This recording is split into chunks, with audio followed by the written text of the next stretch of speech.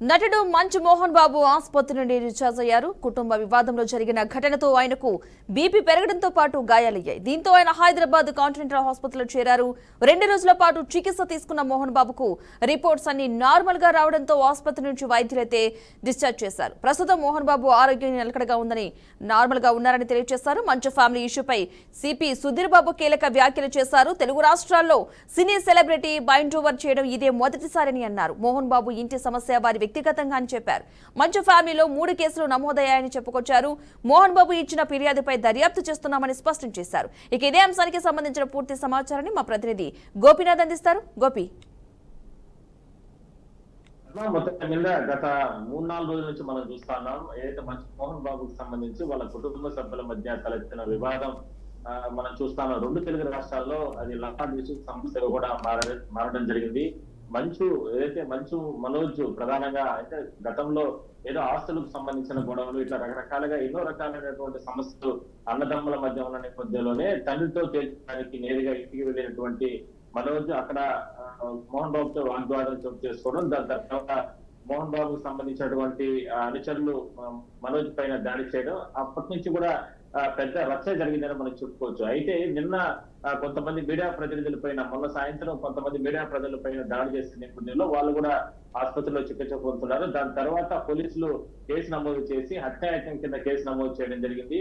అయితే ఈ ఘటనకు సంబంధించి ఎక్కడైనా సరే పోలీసులు వచ్చి అరెస్ట్ చేసే అవకాశం ఉన్న నేపథ్యంలోనే మోహన్ బాబు నేరు ఆసుపత్రిలోకి జాయిన్ అయినట్లు కూడా రకరకాల ప్రచారం జరిగింది. అయితే ఇదంతా కూడా జరిగిన తర్వాత నిన్న సిపి కూడా ఏదైతే వాళ్ళ కుటుంబ సభ్యులు ఇద్దరిని కూడా పిలిపించుకుని, అంటే అన్నదమ్ములు ఇద్దరిని కూడా పిలిపించుకుని స్పష్టమైన ఆదేశాలు ఇవ్వడం జరిగింది. ఎట్టి పరిస్థితుల్లో కూడా అంటే లా అండ్ ఆర్డర్ ఇష్యూ వస్తున్నట్టు నేపథ్యంలోనే మీరు సమయం పాటించాలి, మీ ఇంటి సమస్యని వీధుల సమస్యగా మీరు తీసుకురాకన్నట్టు కూడా ఆదేశాలు ఇవ్వడం జరిగింది. ఎందుకంటే ఆ రోజు నుంచి గత 3 రోజుల నుంచి కూడా వాళ్ళ ఇంటి వద్ద కావచ్చు లేదా చుట్టుపక్కల ప్రాంతాల్లో పెద్ద ఎత్తున ఒకవైపు మంచు మనోజ్ సంబంధించినటువంటి అనుచరులు బౌన్సర్లు వీళ్ళు బయట ఏర్పాటు చేసుకుంటే, విష్ణుకు సంబంధించినటువంటి అనుచరులు బౌన్సర్లు పెద్ద ఎత్తున ఇంటి లోపల ఉండి వాళ్ళందరి పైన కూడా దాడులు చేసి బయటకు తరిగినటువంటి పరిస్థితి. ఇలాంటి పెద్ద ఎత్తున అంటే 2 తెలుగు రాష్ట్రాల్లో ఎంతో మంది సెలబ్రిటీలు ఉన్నప్పటికీ కూడా ఎక్కడా ఇలాంటి వివాదం అనేది గతంలో రాలేదు. ఆ విషయాన్ని సిపి కూడా చెప్పడం జరిగింది. కానీ దీనికి సంబంధించి ఇప్పటికే 3 కేసులు అయితే నమోదు చేసినట్లు కూడా చెప్పడం జరిగింది.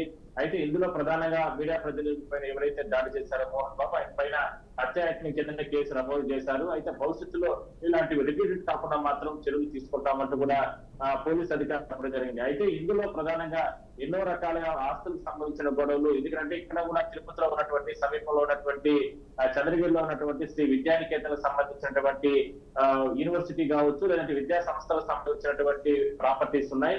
ఇందులోనే ప్రధానంగా మంచు ప్రశ్నిస్తున్నారు. ఎందుకంటే గతంలో కూడా ఇతర విద్యార్థులకు సంబంధించి ఫీజుల విషయంలో రకరకాల ఆరోపణలు వచ్చిన నేపథ్యంలో ఆయన కూడా స్పందించడం జరిగింది. అయితే ఇందులో ఎక్కడ కూడా వాటా ఆయనకి రాలేదనే ఒక అపోహ అనేటటువంటి మాటలు కూడా పెద్ద ఎత్తున వినపడుతున్నాయి. అందులోనే వీళ్ళ ఇంటి గొడవలకు సంబంధించినటువంటి మనస్పర్ధలు వచ్చినట్లు కూడా చెబుతున్నారు. అదే అంటే ఏదైనప్పటికీ కూడా మోహన్ బాబుకి సంబంధించినటువంటి ఇద్దరు కొడుకు సంబంధించి లేదంటే ఆస్తులకు సంబంధించి ఏదైనా కూడా అది ఇంటి దగ్గర సమస్య, మరి ఇలాంటి దాన్ని రోడ్లపైకి తెచ్చుకునే స్థాయికి మోహన్ బాబు తీసుకురాకుండా కూడుతుండే అభిప్రాయం మాత్రం చాలా మంది చెప్తున్నారు. సినీ ఇండస్ట్రీలో చాలా సీనియర్ గా ఉన్నటువంటి ఆయన ఈ రకంగా కొడుకులు రోడ్లపైకి వచ్చి లేదంటే ఒకవేళ ఆస్తులు సమస్యలు ఎన్నో రకాల ఇబ్బందులు ప్రతి ఇంట్లో ఉంటాయి.